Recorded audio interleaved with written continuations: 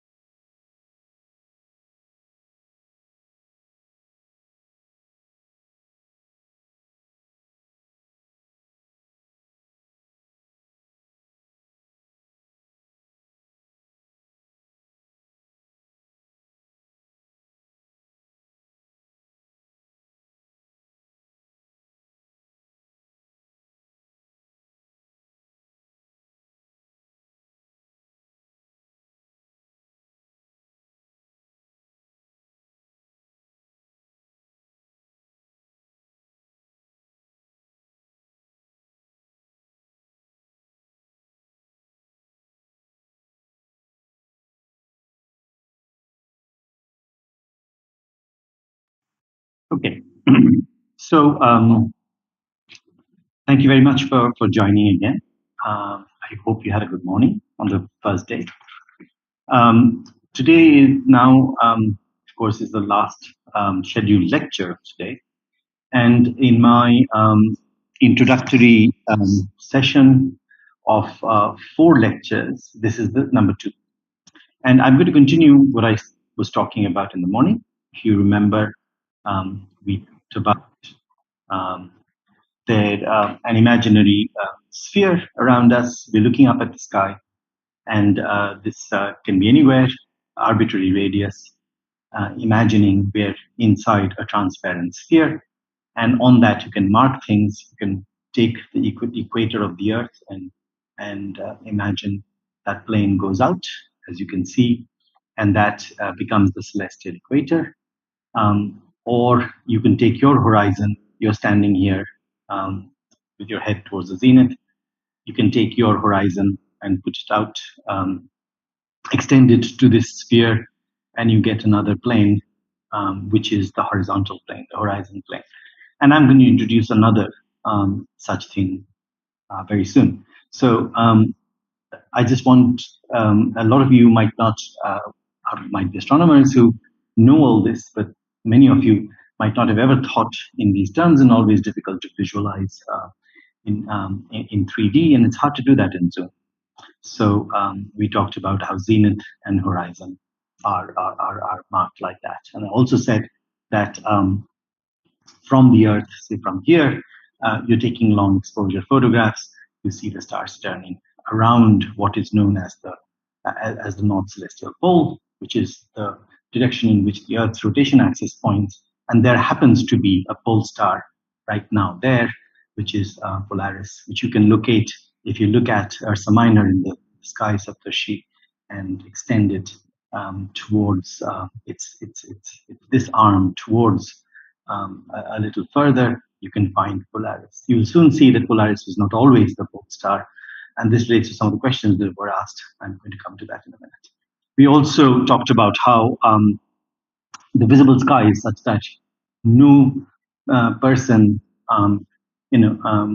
stand in different parts of the Earth, see the same sky. It's slightly different. So the sky that you see from Delhi is different from the sky that you see from Pune or from Kerala. They're slightly different because you're looking at, as you can see, within India, skies roughly the same, but with certain latitude differences. You see certain skies from southern India that you wouldn't see from northern India. And then if you go to different latitudes, you would see different parts of the sky, and that is because these stars here would never rise if you are at a certain latitude, and these stars here always would be there, and all of these will some point or the other, sometime during the year you will see them, but no time during the year do you see stars that are below your horizon permanently. Now, in astronomy, we define, this is something I did not talk about in the morning. We define the latitude and longitude of a star, so the position of a star, using a different name. So on the Earth, I told you that you have a latitude, which is an angle along the equator starting from the prime meridian, which passes through London. And latitude is the angle you make towards the pole from the equator. Very similarly, if you then look at this celestial sphere, this is why I brought out this concept of the celestial sphere, which is this imaginary sphere that is around us. Then on the celestial sphere, if you have a star, then you can define two angles like the longitude and latitude. We call the longitude right ascension, and the latitude is called declination. Okay, in very much the same way as you are on the Earth. So right ascension is anti-clockwise from a fixed point, just like we had the meridian, which was the line of longitude passing through Greenwich, London. In this particular case, there is a fixed point in the sky, and I'll define it in a minute. It's called it's the vernal equinox, which is where the sun is midday on the vernal equinox, which is the 21st of March or 22nd of March, depending on the year. But it's very well defined, and I'll define it in a minute. It's also called the first point of Aries. For astrological reasons, it is no longer the first point of Aries. But in textbooks, you will find a vernal equinox is a fixed point on the sky on the celestial equator. So here is the celestial equator. Here is the the vernal equinox, and from the vernal equinox, you take an angle going anti-clockwise, and so this is one angle. It's called right ascension, and it is measured in hours. So there are 24 hours, not in degrees. Longitude is measured in degrees, 360 degrees. This is in hours. So each hour is 15 degrees. So that's your longitude. And then from the equator, just like on the Earth, you go in latitude, and that's called the declination. So here towards the pole, you go. And so this would be negative declination, positive declination, right? So for example, you take the star Vega, one of the brightest stars in the sky, and you will see that here's your celestial equator. Vega's right ascension would be 18 hours. So it is here. This is your vernal equinox or spring equinox, and you go around 18 hours, which is 270 degrees, and up here, up to there, and then you go plus 38 degrees 44 minutes, right? So that's where Vega is, and it is a fixed. It doesn't matter where you are on the Earth, because the coordinate system is fixed.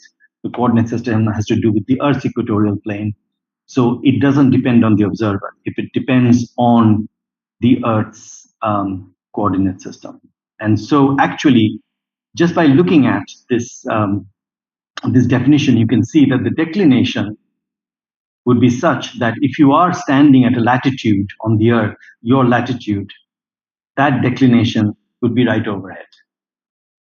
So if a star has declination of 18 degrees, that the line of declination that passes through that star would be right overhead, because my latitude is 18 degrees here in Pune.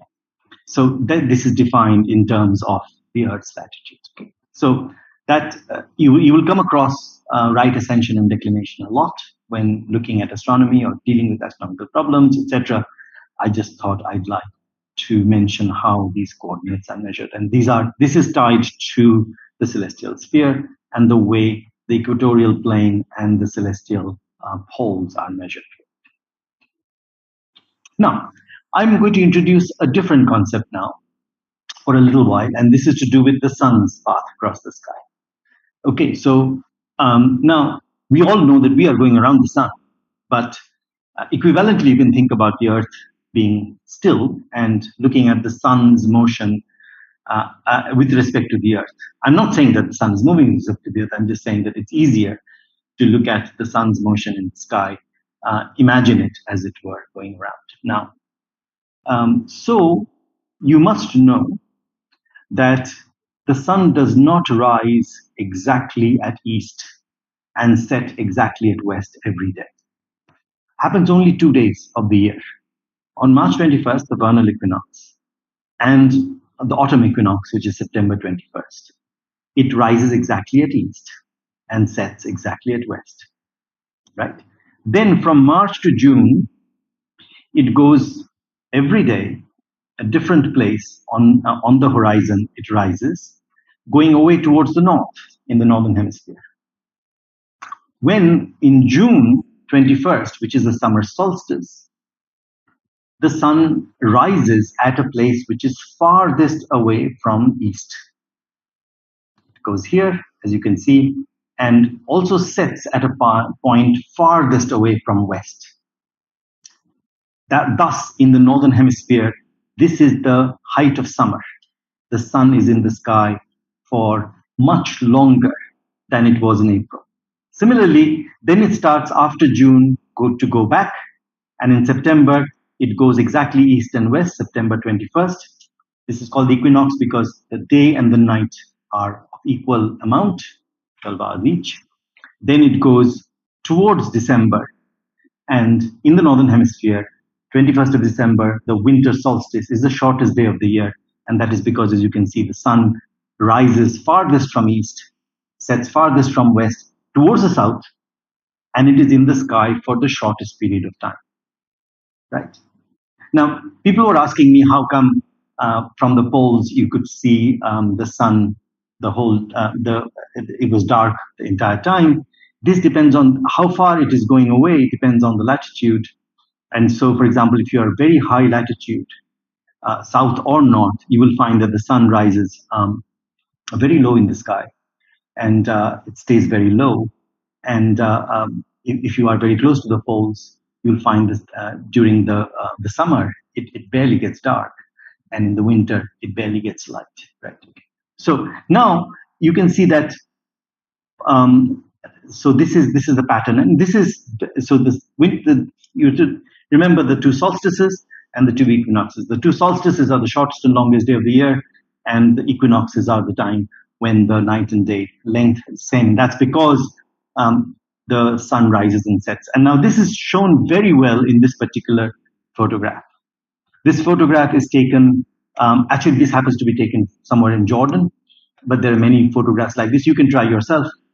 If you get up every morning and take where the sun is rising and take a picture of where the sun is setting, you can make a photograph like this. Here, what they've done is every month from, it starts in December, January, February, March, April, May, June, July, etc. And you can see that in March, it is exactly east. And this is at the same day of the month every year. And you can see the sunrise happening. This is sunrise at different places, and it goes farthest from east, and then it comes back. And this is in Jordan, So the difference is not that much, but it still is, right? And this is because now comes another plane that I'm introducing. We saw the equatorial plane, the sun's orbit around the Earth, the apparent orbit, that is. I'm not saying the sun is moving around the Earth. Is the path that the sun takes around the Earth is called the ecliptic. Okay. Now, if you look at this plane in which this is your celestial equator, the yellow plane is the plane of the sun around the Earth and throughout the year.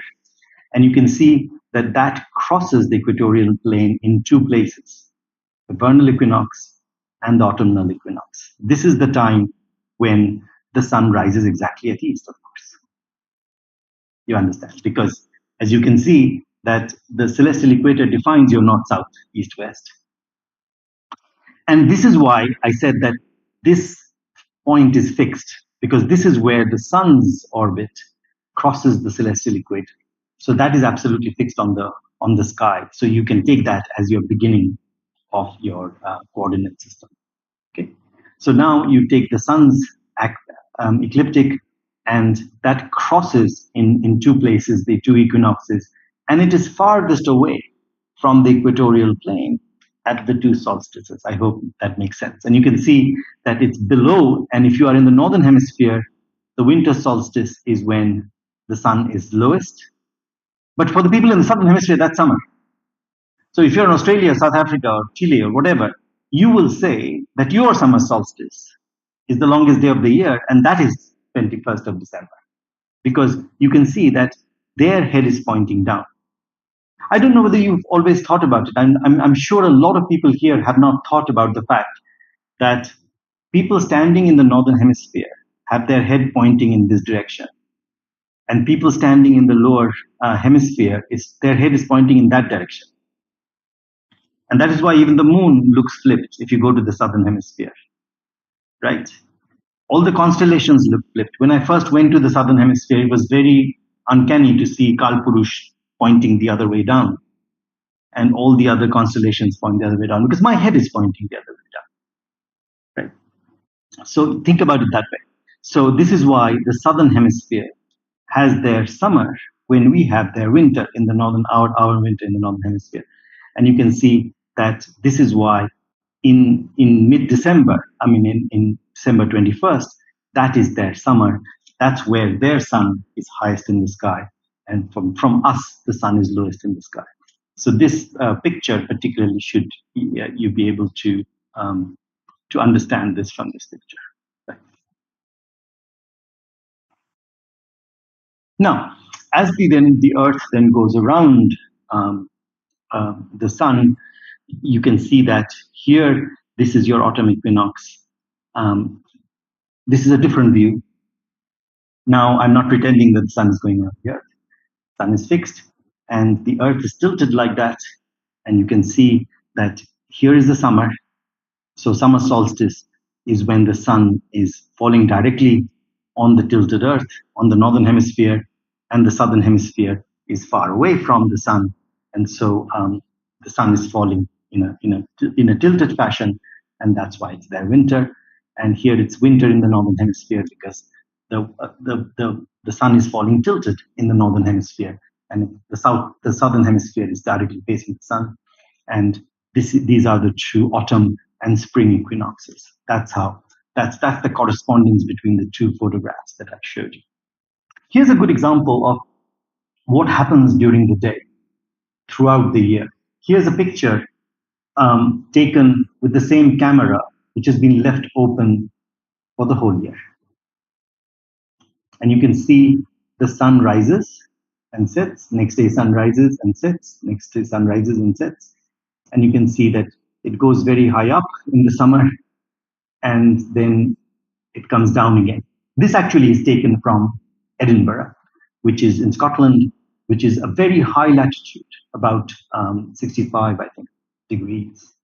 And so if it's very high latitude, then the sun in the summer, as I said, would be much more in the sky in the summer solstice and in the winter solstice, it will be barely above the trees, very, very low.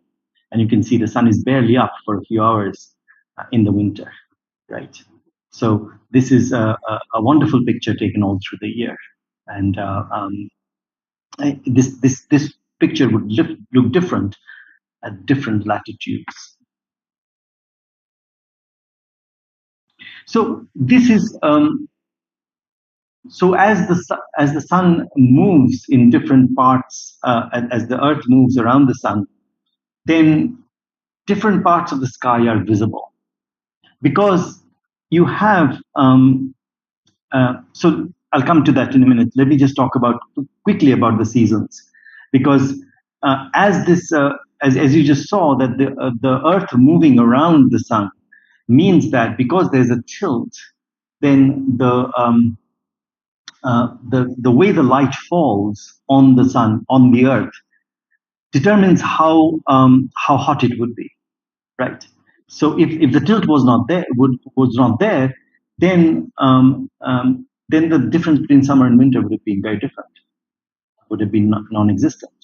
People don't understand this. A lot of people, if you go and ask them, why do you think it's hotter in the summer than in the winter? People have done surveys, and about 70% of the people say because the Earth is closest to the sun in its elliptical orbit during the summer. Now, this is a totally wrong answer. A lot of you might actually think this too. I haven't gone and done a survey. But why is it a wrong answer? Because what is happening here is that as this Earth is tilted, right? So you can see the sun's rays fall on the northern hemisphere much more directly during the summer than in the winter. And so when it's falling directly on the southern hemisphere, and it's falling in a very oblique fashion in the northern hemisphere, and that is why you get a difference in the seasons, right? So this is why if the sun is very high up, then the whole energy that comes is concentrated on a smaller circle. If it's very low in the sky, then it's falling at an angle and it is concentrated on a much larger area, and so it heats up the Earth less. And also, as I said, there is another secondary point, and that is during the summer, the sun is up for a much longer number of hours, and in the winter, it's up for a much shorter number of hours. The combination of the two makes sure that it is hotter in the summer than in the winter. In fact, if you look at the elliptical orbit of the Earth around the sun, the closest the Earth comes to the sun is in January. This year it was on January 4th. And January is in the northern hemisphere the coldest time of the year, right? So if it was due to the fact that the sun comes closer, the Earth comes closer to the sun, makes it hotter, then it wouldn't be so. And of course, think about the difference between the northern and southern hemispheres. Okay, so and actually the orbit of the Earth around the sun is almost circular. You can see the difference between the perihelion and aphelion is not very much. It is shown like this in an exaggerated fashion. Actually, you're seeing a circle at an angle, and that is why it looks so elliptical. Actually, the Earth's orbit around the sun, and that's true of most of the planets, is mostly circular. So the difference between the distance, the closest distance and the farthest distance does not make much of a difference. So I hope you understand this, because it would be criminal to do a course in astronomy and not understand these basic issues, which a lot of people, if you're a teacher, you can do a survey in your class and find out, and you will find a very large fraction, overwhelming fraction of the people in your class would not know the answer. Why is it hotter in the summer and the winter? If you are a student, go and talk to if you think you know the answer, go and talk to your colleagues, and you'll find a lot of people would have a very, very different answer. In fact, there was a famous documentary made in the 1980s where this was done in the convocation of the universities of Harvard and at MIT. And after convocation, the graduates coming out, including the science and humanities graduates, were interviewed and asked a set of scientific questions. One of them was, why is it hotter in the summer and the winter? was found that about 75% of the people, even students of physics who are just graduating from Harvard University, did not know the answer. Now, if you look at this particular view of the sky, you will find that people at different times in the history of Earth had joined dots among the stars and called them things.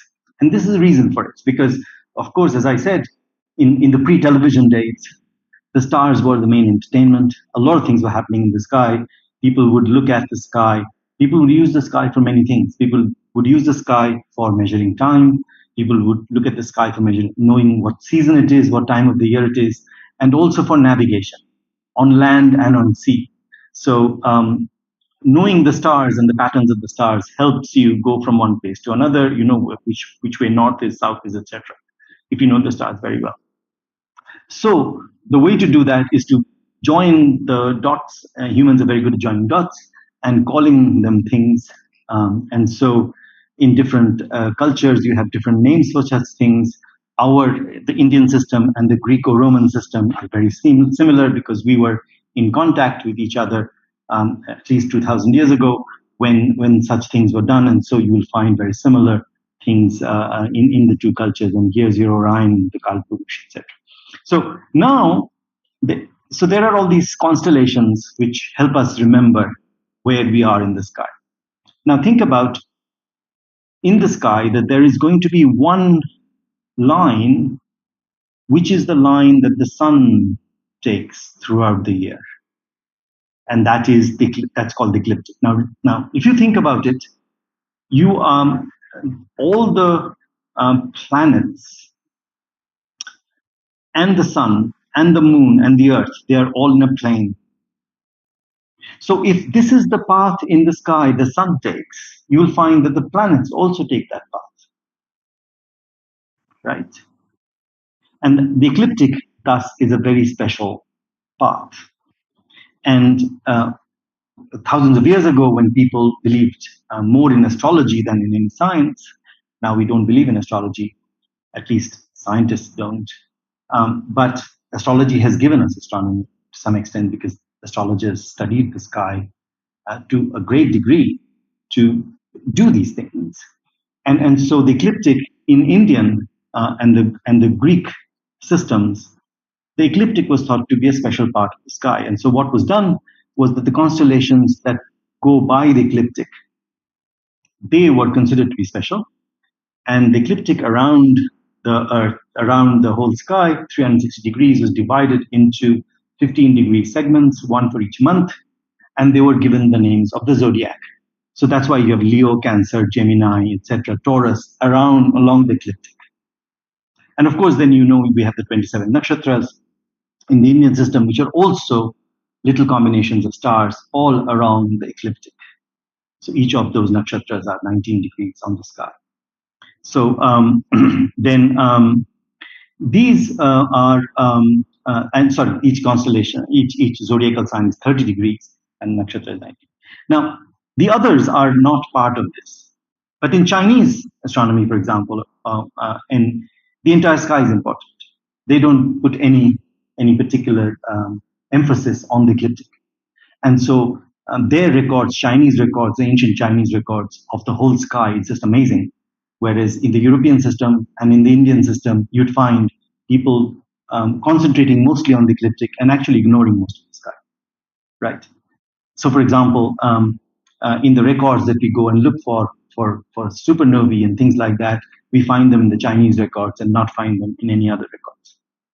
So now, here's an important way of looking at this.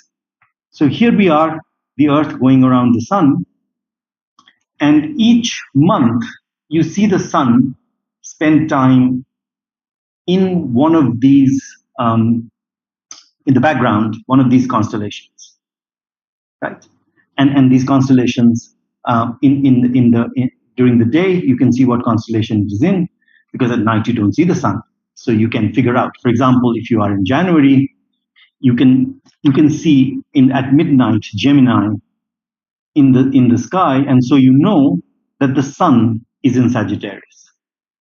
Okay, the sun is in Sagittarius means that if you're looking towards the sun during the daytime, the constellation that you don't see on the ecliptic is Sagittarius. Okay, and similarly, in March, and this is of course the basis of astrology, because they find out where was the sun when you were born, and add a value to that. And so, for example, in March, your sun is in Aquarius, etc. Okay, so these are the zodiacal signs, and the sun being in, and similarly, the nakshatras are also like that. So the sun is in a particular nakshatra and a particular zodiacal constellation. Okay. Now, those of you who know astrology or believe in astrology or get up in the morning and for entertainment, like I do, read the astrology in the newspaper,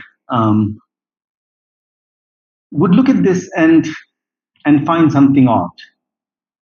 And that is because if you are born in January, you're called a Capricorn. If you are born in March, you're called an Aries. You remember the vernal equinox, which I said was the 21st of March, was called the first point of Aries.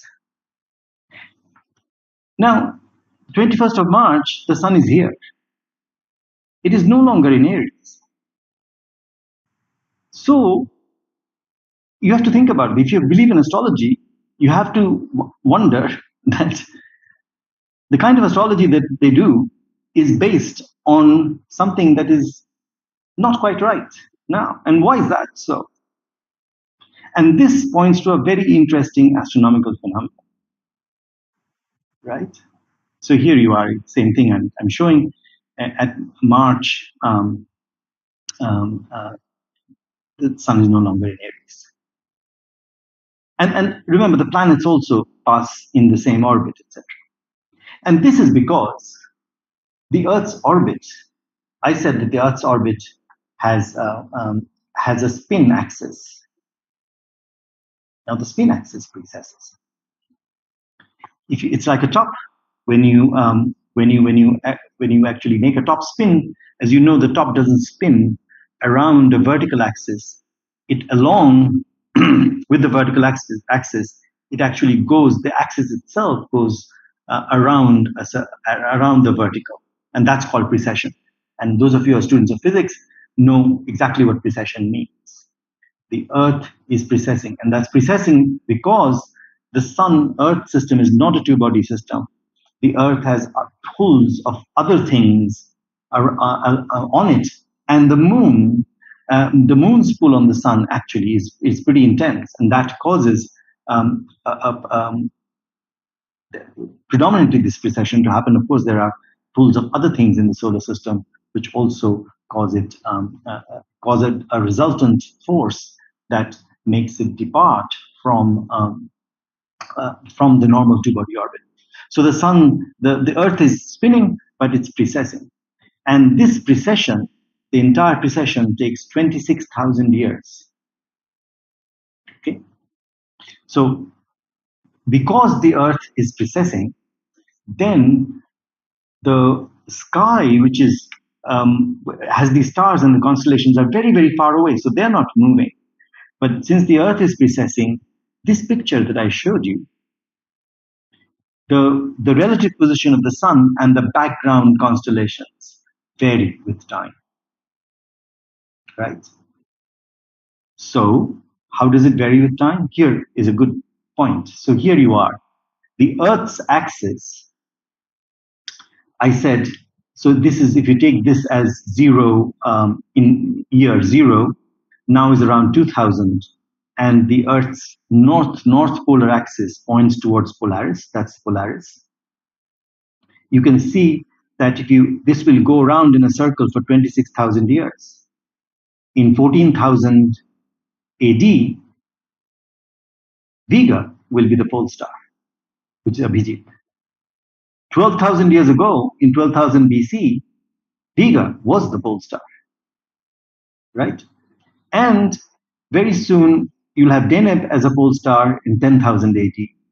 And for a large chunk of this, there will be no North Star. There will be no pole star.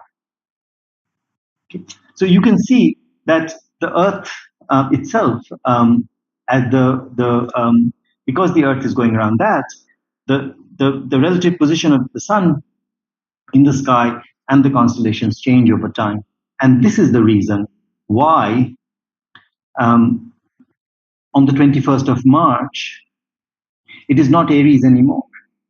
Now, you can use this to find out when the system of astrology was conceived.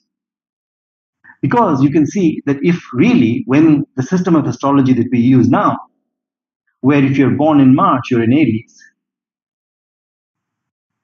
that system must have come at least 2,000 years ago.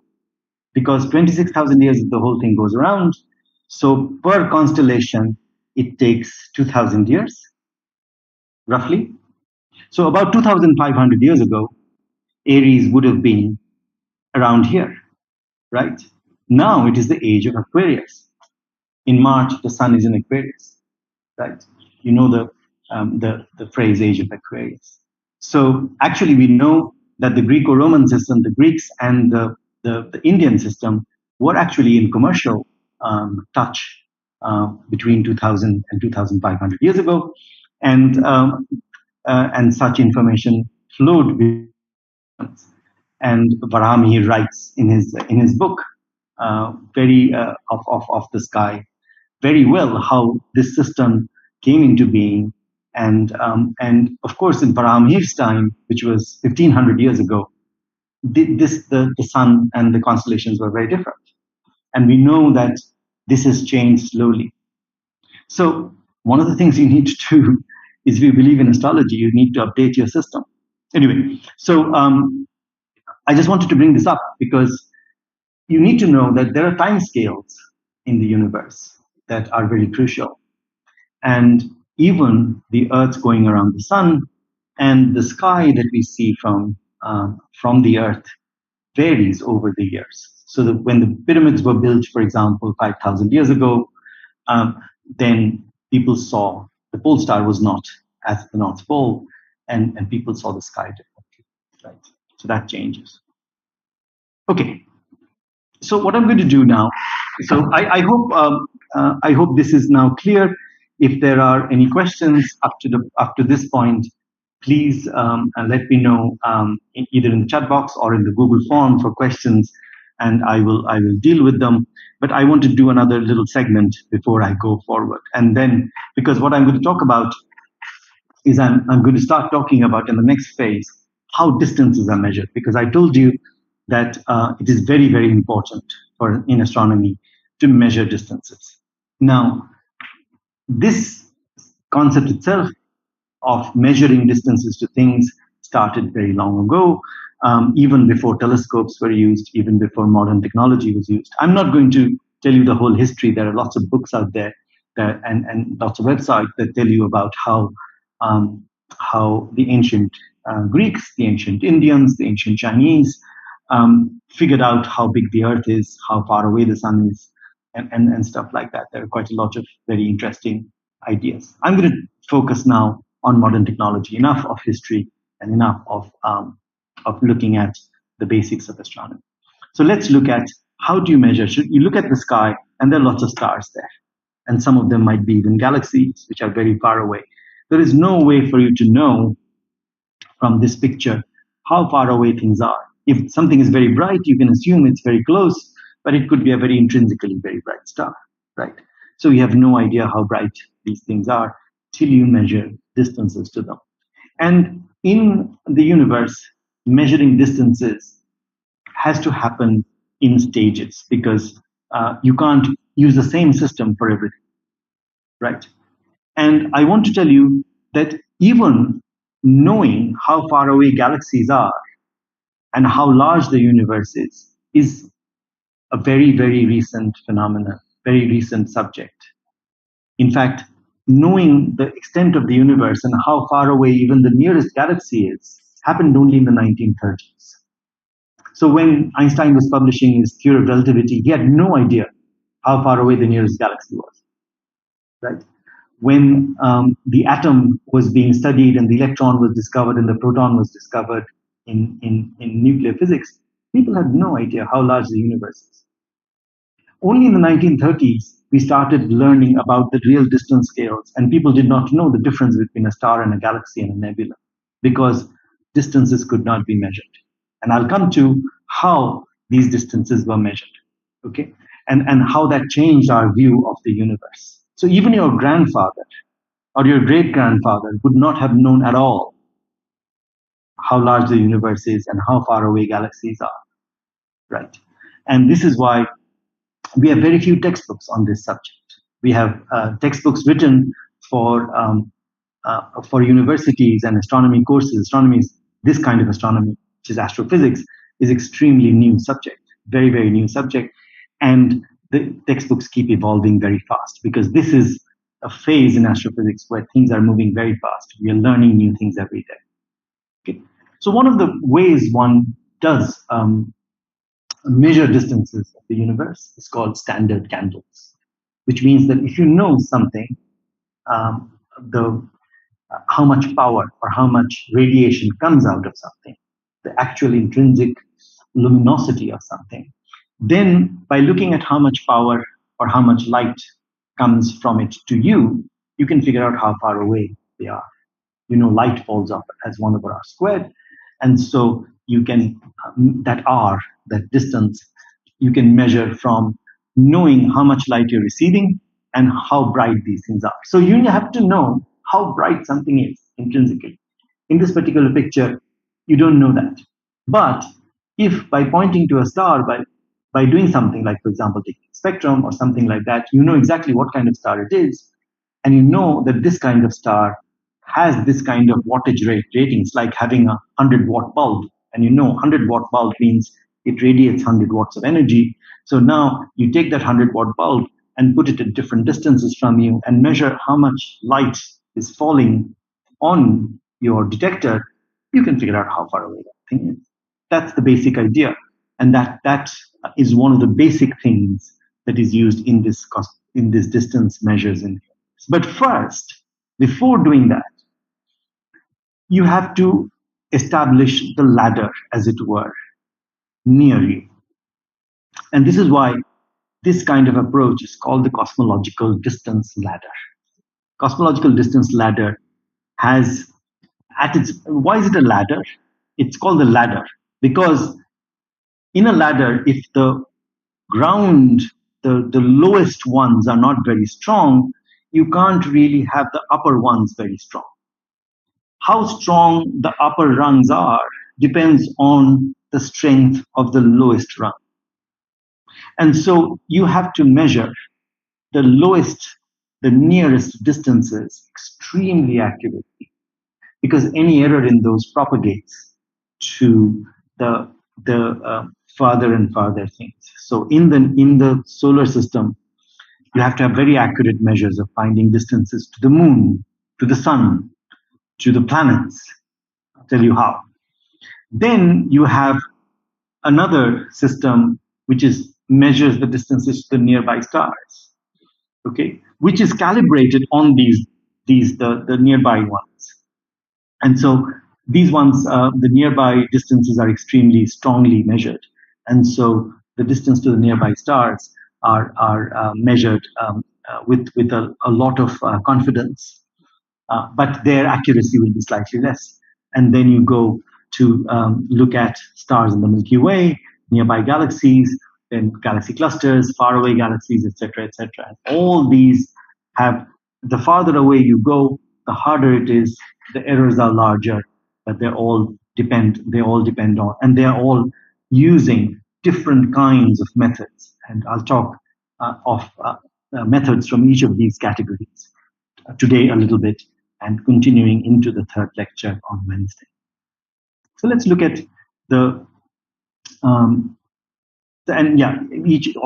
of these things that you learn in the lower rung of the ladder is used in the later rung.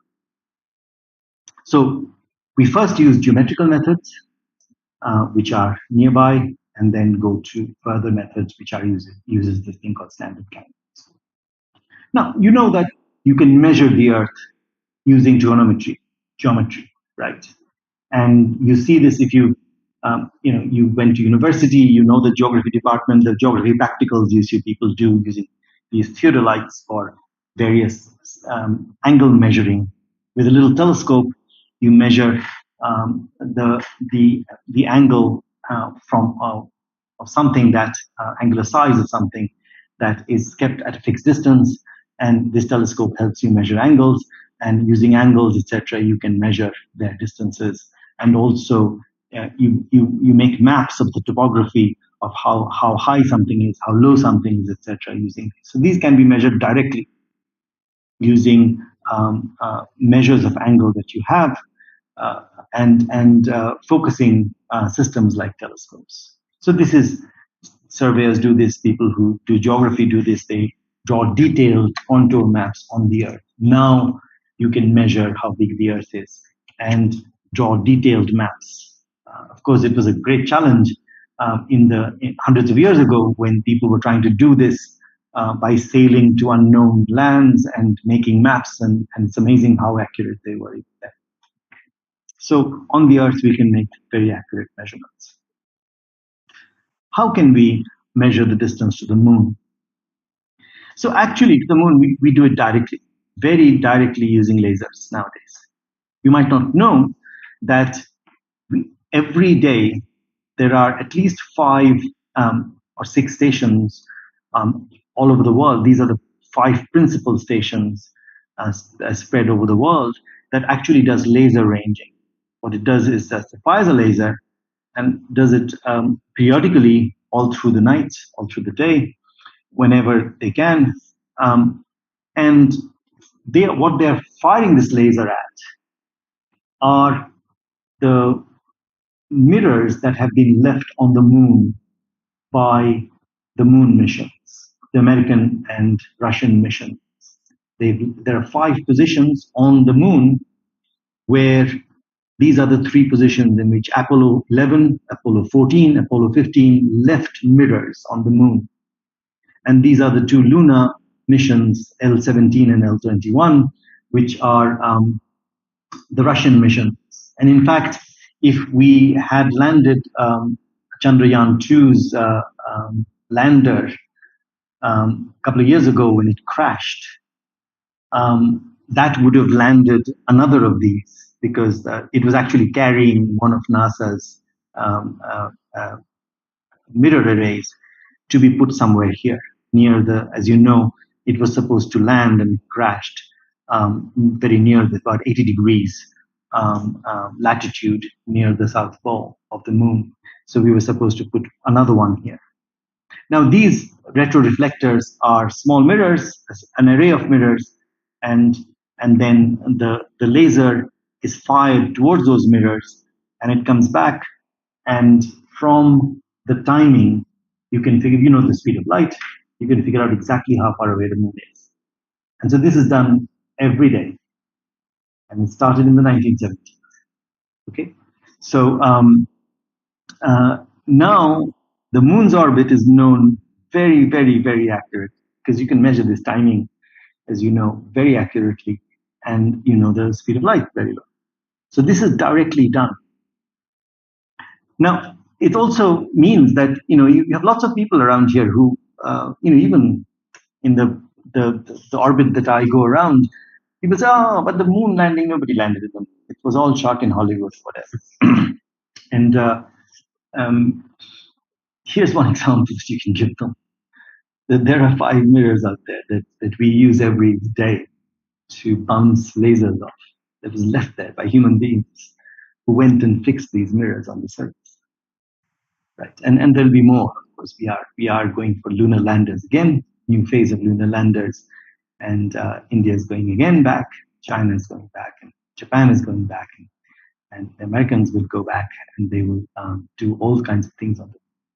Now, for Venus, you can't land anything on Venus because Venus is very, very hot. Venus's surface is 700 degrees, and the atmosphere is very corrosive. And so you can't leave. We haven't actually landed anything on Venus's surface. There have been things that have gone into the atmosphere and crashed and burned and sent us messages and stuff like that. And we're planning one again Indian Venus mission that's going to go soon. But what is done to do Venus is that one uses radio waves.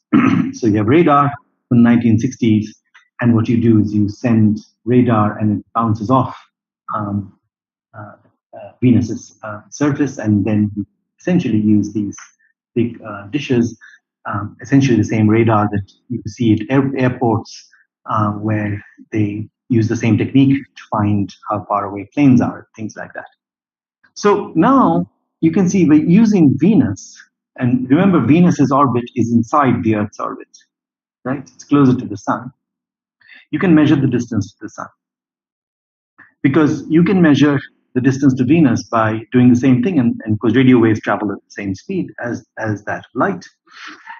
And so you do the same ranging, radio ranging, and find the distance to Venus. And if you are doing it at a time when Venus is, see, this is the Earth's orbit out here, this is Venus's orbit. And when Venus is at the position of farthest distance from the sun, and that you can see every day, you know, Venus is getting closer and closer and closer to the sun, further and further and further. The sun comes back in the from being a Sandhya Tara, becomes the early morning Venus and stuff like that. So you can figure out when it is farthest from the sun, and when it is farthest from the sun, this angle is right angle, because what you're looking at is that it's a mostly circular orbit, Venus's orbit, very, very slightly elliptical, and all that can be done accurately in mathematics.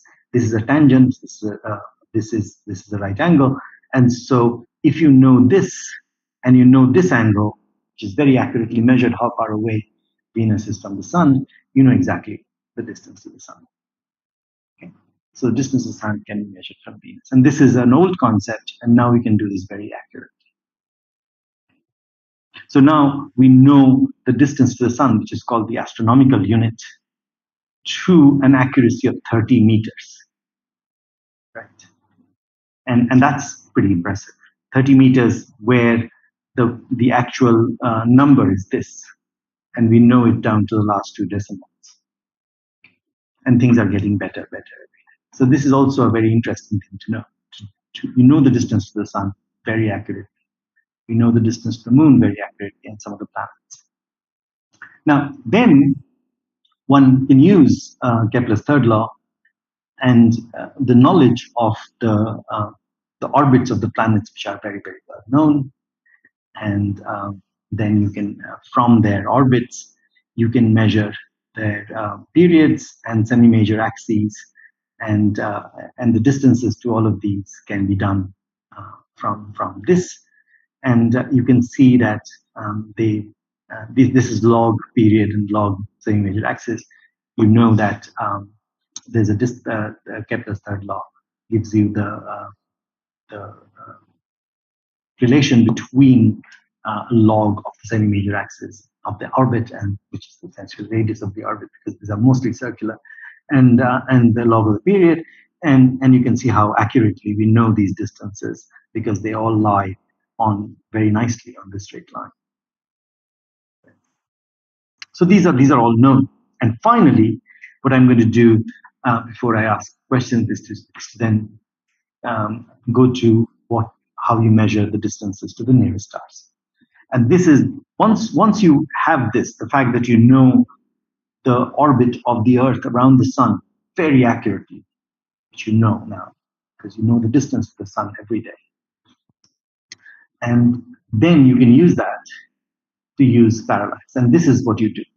So here, if you haven't thought of parallax, think about the fact that your eyes use parallax every day.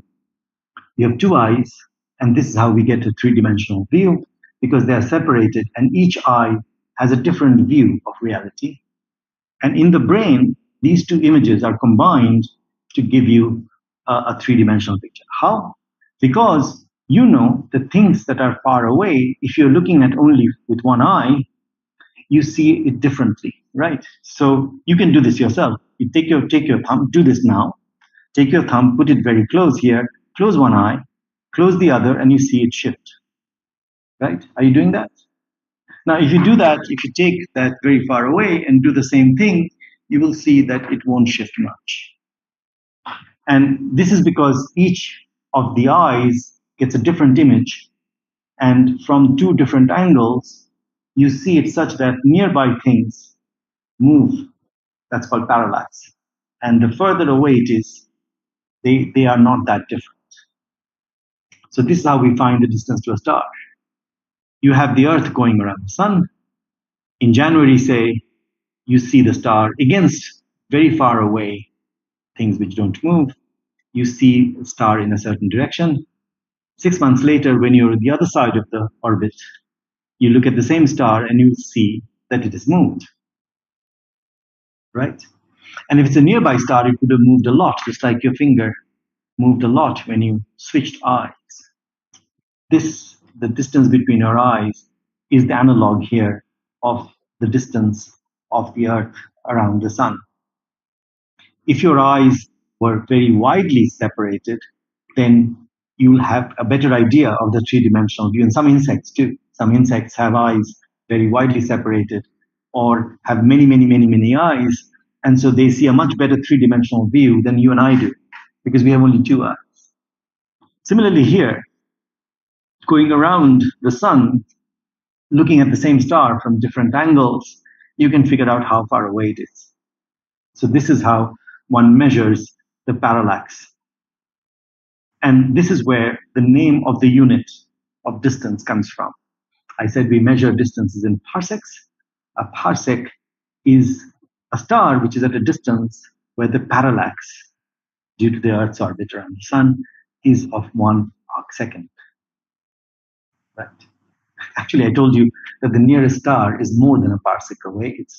It's about 4.5 light years away, and that is 3.25 light years a parsec. So actually, all parallaxes of all stars are less than 1 arcsecond. There's nothing closer than a parsec. The nearest star is more than a parsec away. So its parallax has to be smaller than 1 arcsecond. So these are the three basic units of distances we use. The AU, the astronomical unit, is the distance between the sun and the Earth. We know that extremely accurately. The light year is the distance that light travels in 1 year. We know that extremely accurately, but of course we have to measure things, the distances in terms of light years. Parsec is just a more convenient way of expressing a light year, and that's the arcsecond parallax.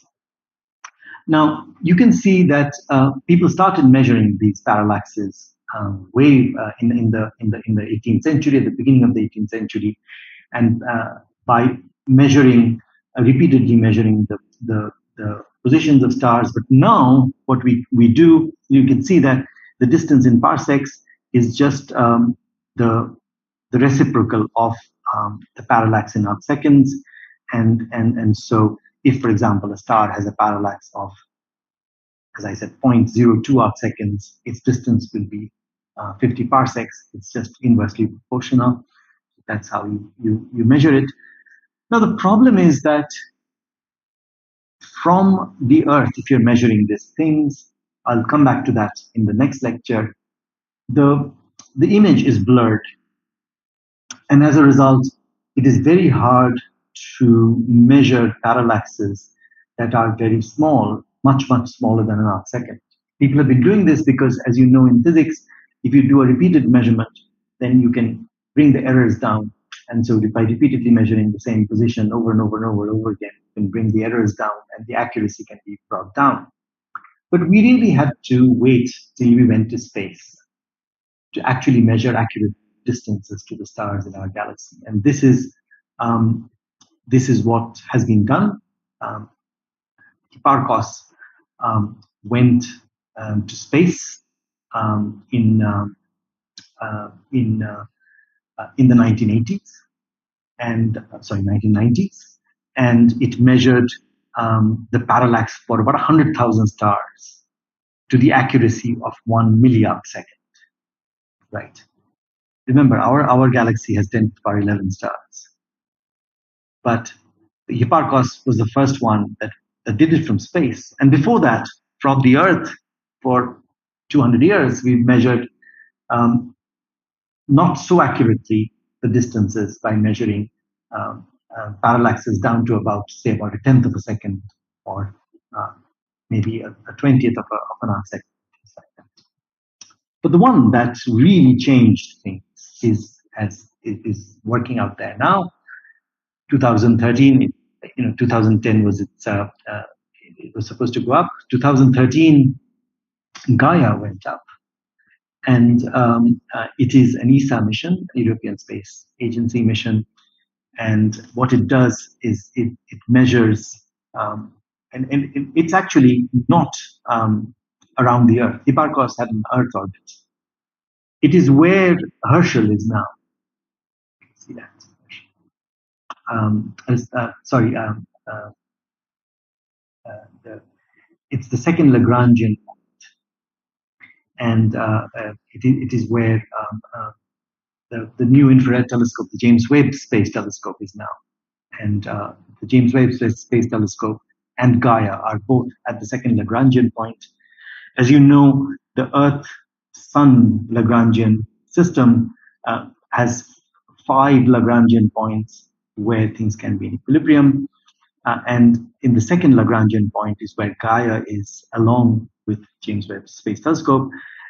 Gaia went up in 2013, and it has an orbit that has a Lissajous orbit, which is at the second Lagrangian point. So we are not restricted now to the Earth moving around the Sun.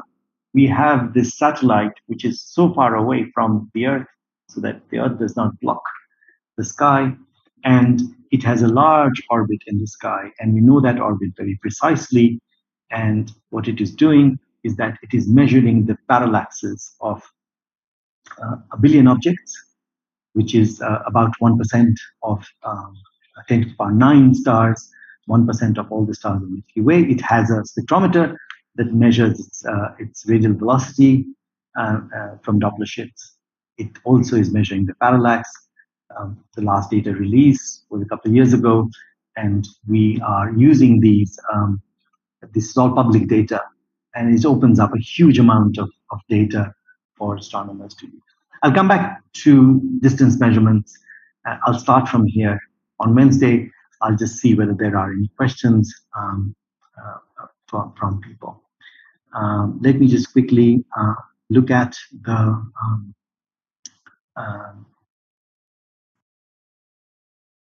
Google form that we had to see if there are any other questions.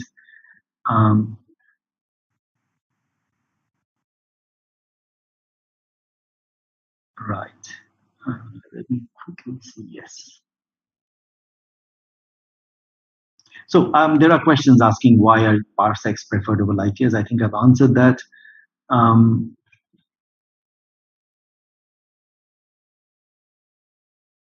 Why is the planet tilted? Is there any asteroid collision? No idea. Nobody knows. It is how the solar system formed from an initial nebula, and the sun and the planets were formed in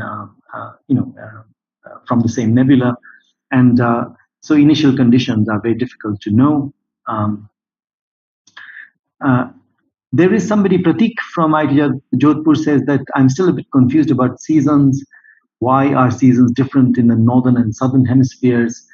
I hope you understand this concept that I talked about, because the Earth is tilted towards the sun, and it depends on how much the sun is directly overhead.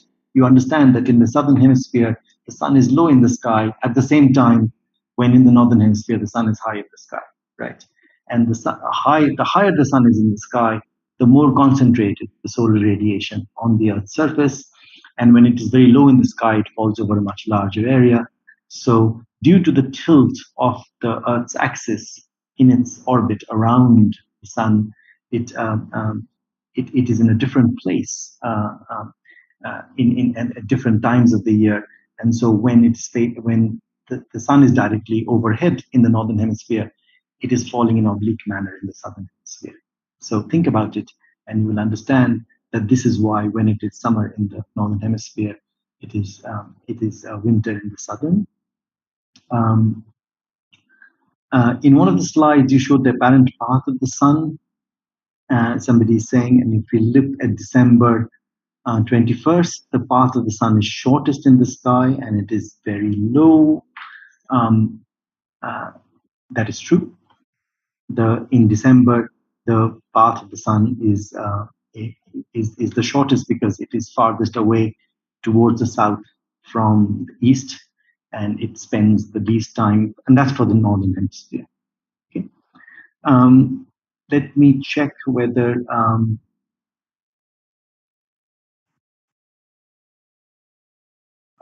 right. Good question about solar festivals like Makar Sankranti and Uttarayan lags about a month each year, and that is all because of this, the fact that it comes from a system of calendars that was done many thousands of years ago. In fact, this was all rectified, as you know, in the calendar commission that was set up after independence by the Indian government. I mean, ISSAA commission recommended a calendar and had worked out all the lunisolar calendar based on the knowledge of the precession of the equinoxes and the modern knowledge that we have. And it had been adopted by the Indian Parliament, but we don't use that calendar.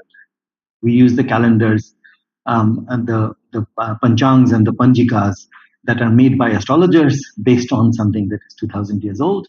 And that is why you have Makar Sankranti at a different time than the winter solstice. So that is just a difference between astronomy and astrology. There's nothing more than that. Can we use radar echo for measuring distances to the sun? No, because the sun doesn't have a surface like Venus, and so the sun is radiating energy, so it's a ball of plasma. It does not have a solid surface. And even though Venus's surface is hot, it is solid, and it has an atmosphere outside it, and radars can penetrate that and hit the sun. The sun doesn't have a surface. So radar echo is not a good way of you won't get the echo back. We will suggest books and web resources.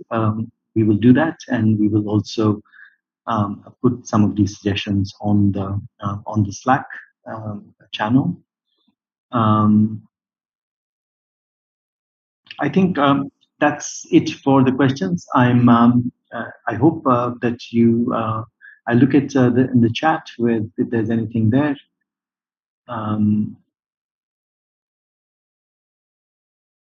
So, good question about JWST and Gaia being in the same place, and why are they not going to collide? All these. So, think about how many satellites there are around the Earth. And there are hundreds of them. And just for your internet and your GPS, there are hundreds of them. Do they collide? They don't, because we know their orbits quite well. Sometimes, and actually, there are satellites that are broken up. Space is a huge area, huge volume, right? So you might think that they're very nearby, but their orbits are chosen such that they don't. There's quite a lot of space debris, as you know. We know of about 65,000 or so major pieces of debris that are floating around in space near the Earth. And they are also cataloged, and their orbits are calculated so that they don't collide with other things. So this is a big activity that goes on to make sure things are safe. You just don't just launch something and hope that it won't collide with anything else. So orbits can be regulated very well, and on each of these satellites, there are ways of changing their orbit if, for example, they are in danger of having hit something, things like that. So that all can be done. Okay, so I'm going to good question. If Gaia is giving the same picture as James Webb, so what's updated in that? There are two different things.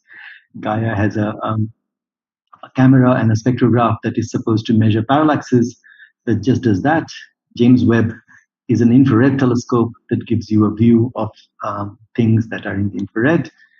James Webb is a much, much larger telescope than Gaia. Gaia is a tiny telescope, which job is only to measure the positions of stars and nothing else. And whereas James Webb is a large telescope in space with infrared cameras and spectrographs that can do anything you want it to do. So one thing up there doesn't do everything. And in order to study the universe, one needs many, many different resources. I'm going to stop there, and I'll come back to you Wednesday afternoon. Thank you very much.